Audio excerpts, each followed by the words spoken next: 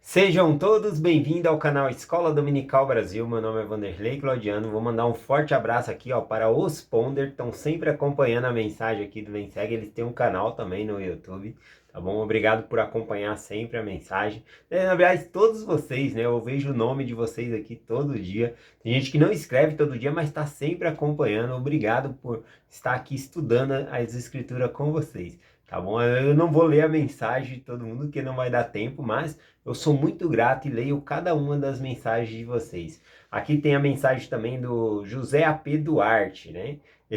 Ele foi para a missão com a esposa dele e falou que ia continuar ouvindo as mensagens aqui do Vem Segue-me com a gente, o estudo diário das Escrituras.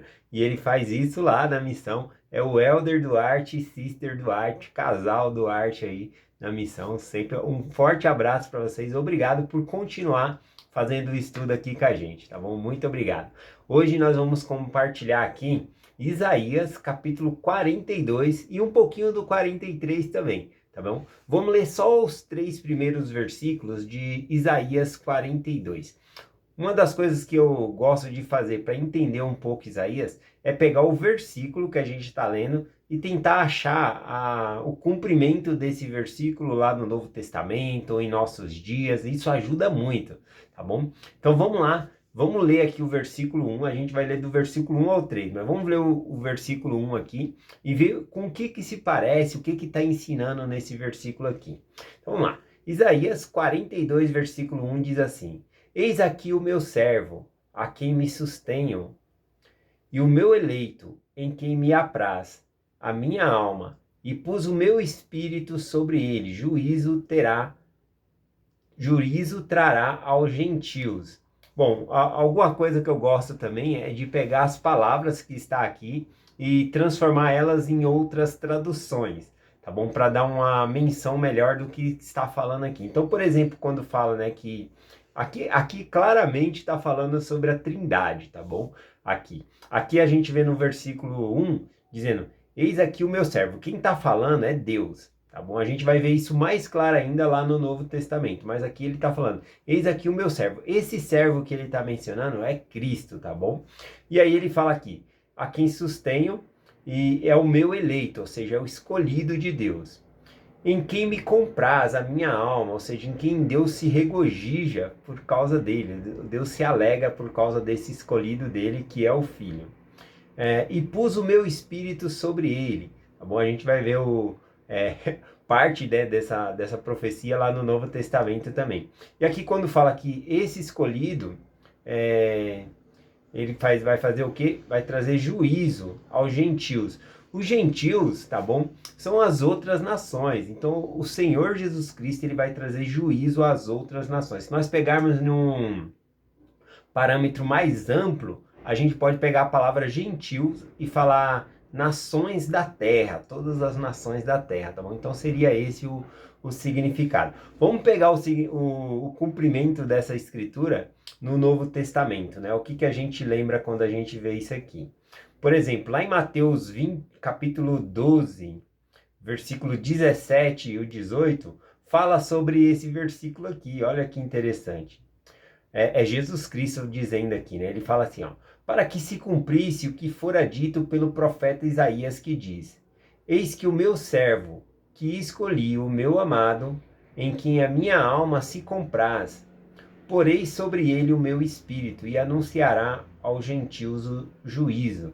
Né? Então a ordem das palavras fica um pouco diferente, mas é claramente que está repetindo o mesmo versículo que a gente está lendo aqui em Isaías capítulo 42. Jesus Cristo falando que as palavras de Isaías estavam se cumprindo, Deus chamando o seu amado, ou seja, o seu filho amado Jesus Cristo, em quem ele se compraz, tá bom? Para quê? Para julgar, trazer juízo. Aqui trazer o juízo seria trazer justiça aos gentios, às outras nações, porque por meio de Jesus Cristo, as outras nações vão ser convidadas para entrar para o Evangelho, tá bom? Vai ter esse convite mais abertamente aqui. Então, a gente consegue ver mais claramente, né, sobre isso aqui. Vamos aqui também, essa parte que fala, né, porei sobre ele o meu espírito, também lembra o batismo, que também mostra a trindade de Deus, né, Deus o Pai, Jesus Cristo e o Espírito Santo. Bom, nós podemos ver sobre o batismo de Cristo aqui em Mateus capítulo 3, versículo 16 e 17. Diz assim, ó. E sendo Jesus batizado, saiu logo da água, e eis que lhe abriram os céus, e viu o Espírito de Deus descendo como pomba e vindo sobre ele. E eis uma voz do céu dizia: Eis o meu filho amado, em quem me comprazo. Então aqui a gente vê os três personagens, né? Vê a figura dos três. A gente vê Jesus Cristo sendo batizado, o Espírito Santo ele desce em forma de pomba, né, sobre Jesus, e aí os céus abertos ali, né?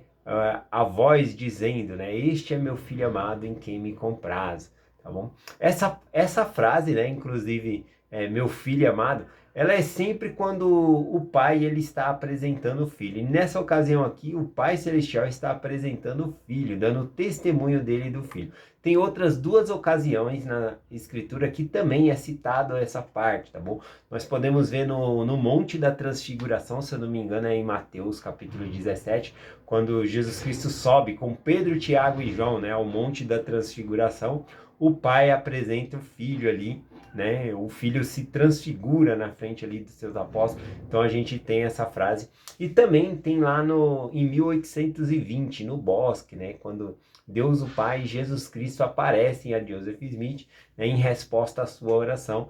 E aí o pai ele apresenta o filho, né, a Joseph Smith também. Então a gente tem esse tipo de apresentação aqui, tá bom? Mas é claramente, né, quando a gente busca o versículo lá no Velho Testamento e traz o cumprimento aqui, fica mais fácil. Vamos voltar aqui para Isaías, capítulo 42, tá bom? A gente vai terminar de ler aqui o versículo 2 e o versículo 3. O versículo 2 diz assim, ó. Não clamará, nem alçará a sua voz, nem falará, ouvir a sua voz na praça. A cana trilhada ou rachada, né? Eu acho que seria melhor colocar rachada, trincada aqui. A cana trincada ele não quebrará, nem apagará o pavio do que fumega. Com verdade trará o juízo. Bom, aqui fala, né, no versículo 2 e o 3, que ele vai clamar, né? Que ele não clamará, nem alçará a sua voz, nem fará ouvir a sua voz na praça. Está falando de Cristo. Cristo ele não veio para trazer, clamar nas praças, no sentido de trazer honra para ele, tá bom? Na verdade, a gente vai ver o cumprimento dessas escrituras aqui no Novo Testamento, Jesus Cristo vivendo aquilo que ele ensina, né, que não era para chamar a atenção para ele, né, mas ele estava sempre ajudando o próximo ali e ele não queria chamar a atenção para ele. Bom, a gente vai ver o cumprimento dessa escritura aqui, tá bom? E aqui quando fala que a cana trincada, né, ele não quebrará, nem apagará o pavio do que fumega, né, seria, ele não veio destruir aquelas pessoas que já estavam espedaçadas, ou até mesmo vir contra as religiões. Não foi isso que Cristo estava fazendo, ele veio trazer a verdade.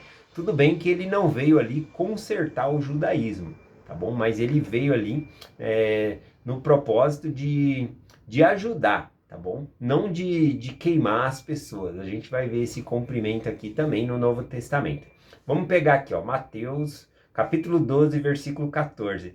Quase a mesma escritura que eu estava lendo, mas eu subi um pouquinho os versículos aqui, né? Que fala um pouco da parte da cura que Jesus Cristo estava fazendo, que vai remeter aqui a esses versículos aqui, ó. Diz aqui, ó, Mateus capítulo 12, a partir do versículo 14. E os fariseus, tendo saído, formado conselho contra ele para o matar.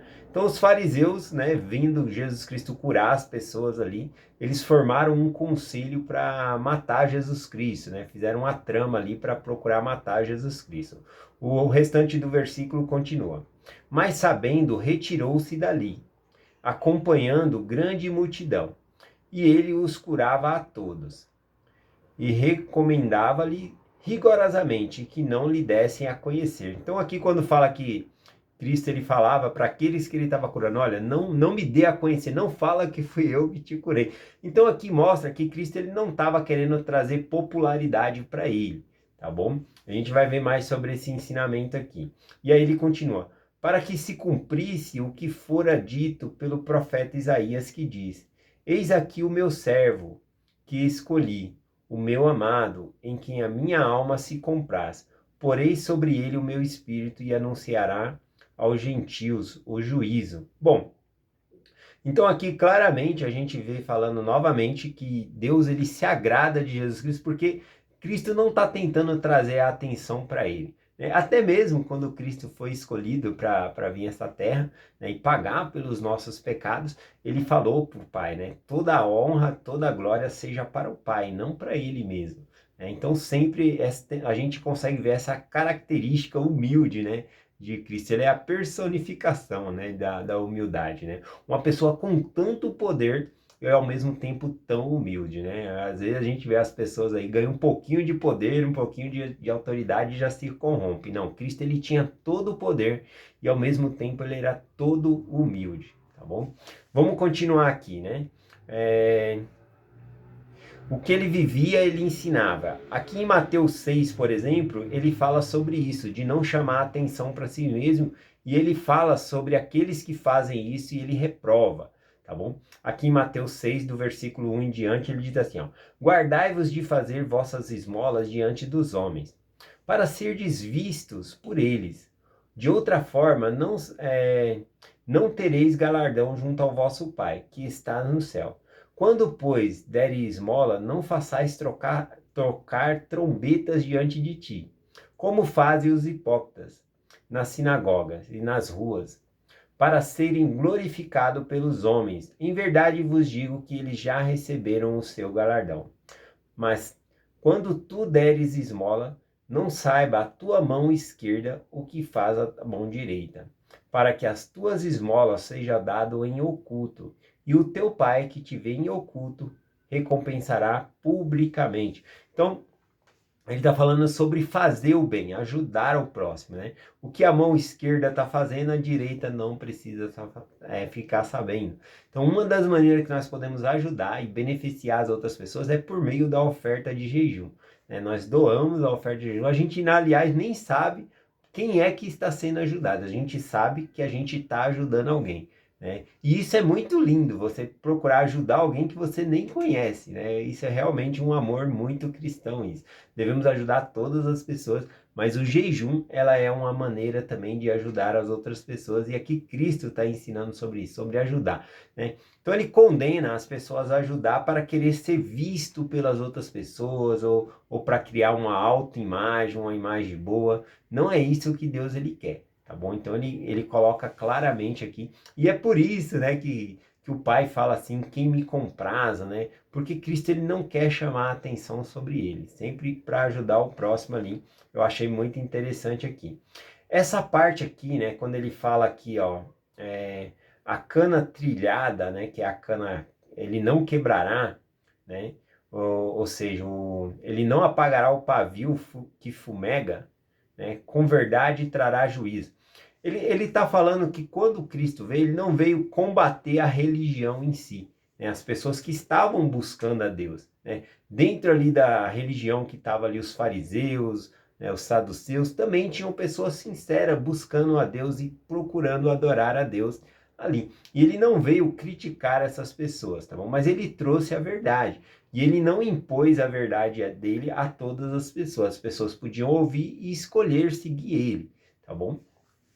Então a gente consegue ver isso aqui em Marcos, capítulo 9, versículo 38, né? Quando João fala para Jesus Cristo que ele proibiu algumas pessoas porque que eles estavam falando em nome de Jesus, expulsando demônios em nome de Jesus. Vamos conferir o texto aqui, ó.